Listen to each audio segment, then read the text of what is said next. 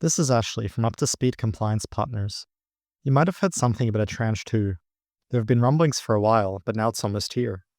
Tranche 2, or the Australian Tranche 2 anti-money laundering AML reforms, means big changes coming in 2026 for several professions, including real estate agents and developers. Tranche 2 doesn't need to be scary. Let me get you up to speed in this short video. Before we get stuck in, please note that this video is for general informational purposes only, and it is not professional or legal advice for anyone's business. I recommend consulting with us or another qualified expert before making any business decisions. This video isn't intended to scare anyone, these are just the facts. This is really important. AML is one of the most seriously enforced obligations for Aussie businesses. Since around 2015, there's been a regulatory crackdown on companies that have fallen short on their AML obligations by Australia's AML regulator known as AUSTRAC.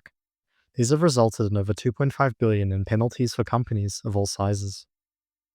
Tranche 2 will extend AML obligations to many professions including lawyers, accountants, real estate professionals, conveyancers, company service providers, business brokers, and even jewelers. Tranche 2 also changes how AML risk is assessed and managed across the board, so those already regulated will need to refresh their approach. AUSTRAC has advised that Tranche 2 entities that ignore their new obligations will be an enforcement priority in 2026. What exactly is money laundering or ML? The idea is basically to give criminally obtained money a backstory that makes it look like it was obtained legally so it can be used anywhere. Your business's services may be abused to create this backstory. The relevant law, the AML-CTF Act, requires regulated businesses to take a risk-based approach to control the risk of ML through their services, and to report to AUSTRAC when a customer appears to be involved in ML, fraud, tax evasion, identity theft, or other criminal activities. Most real estate agents and developers will have AML obligations, but it isn't automatic. Whether your business gets them depends on the designated services that it provides. These are services that AUSTRAC has recognized as carrying a certain level of ML risk. If you broker the sale of property, either for the buyer or the seller, or if your business sells property directly to the market without an agent, then you probably have AML obligations. The one-time and ongoing obligations of businesses subject to Tranche 2 can be pretty complicated, but remember, there is help out there. If you're a Tranche 2 entity providing designated services, then firstly, you should enroll with AUSTRAC by 1 July 2026.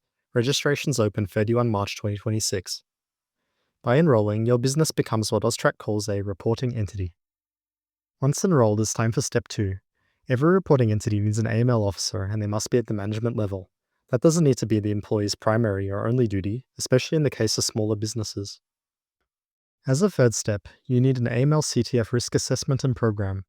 These documents lay out the policies and procedures that you apply to manage your business's AML-CTF risk. They're customized to your industry and the designated services you provide.